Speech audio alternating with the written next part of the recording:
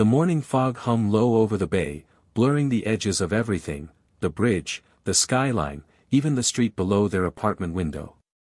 Daniel Brooks stood at the counter, a steaming mug of black coffee in his hand, watching the muted lights of the city flicker through the haze. It was 6:47 a.m., a Tuesday in late October, and for the first time in 12 years of marriage, his wife hadn't kissed him goodbye before work. She had left quietly, before dawn.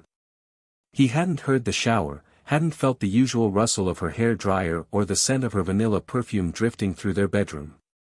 The only sign she'd been there was a faint indentation on her side of the bed, and the car keys missing from the hook. Daniel frowned. That wasn't like Emily. Emily Brooks was 38. Elegant, composed, and efficient, a marketing director at a small but growing tech firm in Soma. She had a calm, collected confidence that made people trust her instantly. Daniel often joked that Emily could sell fog to a San Franciscan, and she'd laugh, pressing her fingers to his lips to hush him before their teenage son woke up. They lived in a modern two-bedroom condo on Telegraph Hill, not rich, but comfortable. Daniel, 41, worked remotely as a software engineer for a cybersecurity firm.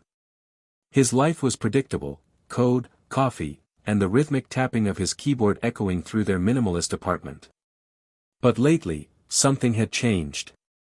It started small, the way she looked at her phone a little too often, or the new passwords she'd added to her laptop. The quiet dinners where she seemed distracted, her mind somewhere else. Daniel told himself it was work stress.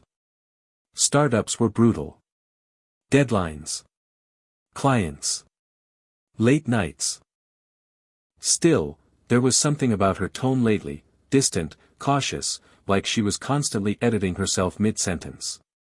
One Friday night, Emily came home later than usual. Daniel was on the couch watching the Warriors game when the door clicked open. "Hey," she said softly, setting her purse down. "You're late," he replied without looking up. "Everything okay?" "Yeah, just a long meeting. Product launch prep."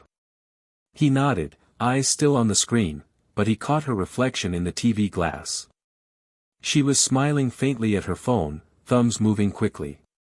Then the smile disappeared as she locked it and turned away. When she leaned down to kiss him, he caught the faint trace of cologne, not hers. Daniel didn't say anything that night.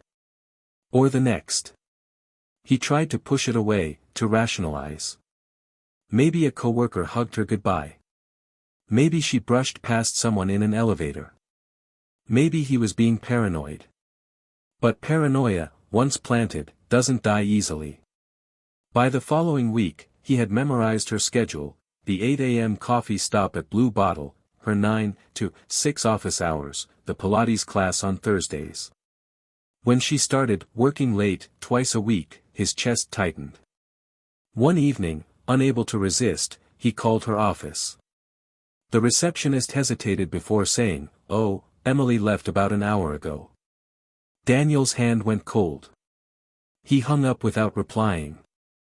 That night, Emily didn't come home until 10:30. Her hair was damp from the mist, cheeks flushed. "Sorry," she said breathlessly. "Traffic on the bridge. I grabbed dinner with a client." "What client?" She blinked. Alex from the product team." He nodded slowly. He'd heard her mention Alex before: tall, funny, recently divorced. "Okay," Daniel murmured. "Makes sense." But it didn't. San Francisco is a city built on secrets. Behind every charming Victorian lies something hidden: affairs, regrets, lives edited for public display. Daniel began to feel like one of those facades. He started noticing small changes: a new set of lingerie tags in the trash, a hotel charge on the credit card she quickly claimed was a client offsite, and the way she smiled when texting, a soft, secret smile that wasn't meant for him. By November, he couldn't sleep. He'd lie awake, listening to her soft breathing beside him, wondering if she was dreaming of someone else. One night, he quietly reached for her phone. Face ID locked it immediately. "Daniel?" she murmured sleepily. He froze. Sorry, he whispered. Thought I heard something. She rolled over and fell back asleep, but Daniel didn't. The silence between them was beginning to feel like a living thing. It happened by accident. Daniel was updating their shared iCloud storage when he noticed an unfamiliar folder, one Emily had marked as Work Archive 2024. Inside, buried among spreadsheets and project briefs, was a series of photos. The first was of her, laughing, wine glass in hand, sitting at a rooftop bar overlooking the bay. Across the table, the photographer's reflection shimmered faintly in the glass, tall, lean, wearing a dark jacket. Alex. The next photo showed the two of them together. Her hand rested lightly on his wrist. His fingers brushed her knee beneath the table. Daniel's stomach dropped. He clicked on a short video, 5 seconds, maybe 6. Emily was smiling, saying, "Don't record this, Alex." Then she leaned in and kissed him. The screen went black. Daniel sat frozen at his desk, the fog rolling in outside like a living curtain. Everything went quiet. That night, Emily came home humming softly, unaware. Daniel waited until she hung her coat. Then he said quietly, "How's Alex?" She froze. What? He turned the laptop toward her. The photo glowed in the dim light, her and Alex, smiling, intimate. Her face went pale. "Daniel, I don't," he said. His voice was low, steady.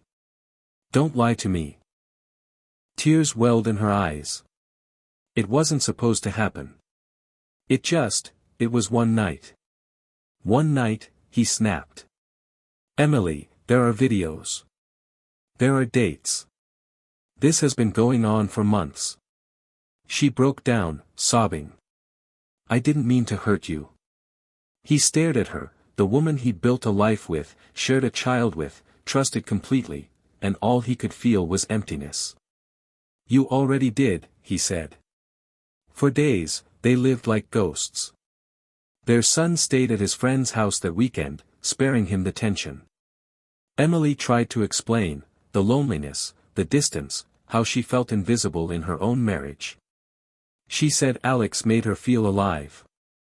Daniel listened, expressionless. "You could have told me," he said. "I tried," she whispered. "But you stopped hearing me years ago." He wanted to hate her. But beneath the anger was something worse, grief. For the woman he thought he knew. For the life they'd built on a foundation that had silently cracked. On Sunday evening, Daniel packed a suitcase. "I'm taking a few days," he said quietly. She nodded, tears streaking her cheeks. "Please don't give up on us." He hesitated, then looked at her, really looked. "You already did." He left without slamming the door. Outside, the fog had lifted. The city lights shimmered across the bay, bright and merciless. 3 weeks later, Emily received an email from HR.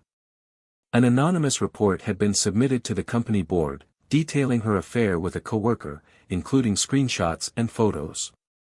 Alex was terminated. Emily was placed on leave pending investigation. She knew instantly who had done it. When she came home that night, Daniel was sitting at the kitchen table, calm, collected. "You ruined my life," she whispered. He looked up. "No," he said. "You ruined mine. I just returned the favor." 6 months later, the divorce was finalized. Emily moved into a small apartment near Pacific Heights, alone. Daniel kept the condo and partial custody of their son. They rarely spoke, except for brief, polite exchanges about schedules or school. Sometimes, on foggy mornings, Emily would drive past their old home. The lights would be on. Daniel would be inside, making breakfast, his laughter echoing faintly through the window. And she would realize, too late, that the fog that once hid her sins had also hidden everything good she'd lost. San Francisco returned to its rhythm, the same cold mornings, the same restless tides. But for Daniel, the fog was no longer mysterious. It was honest. Because now, when it rolled in across the bay, he understood, the city had always been full of secrets. He had just finally learned to see through them.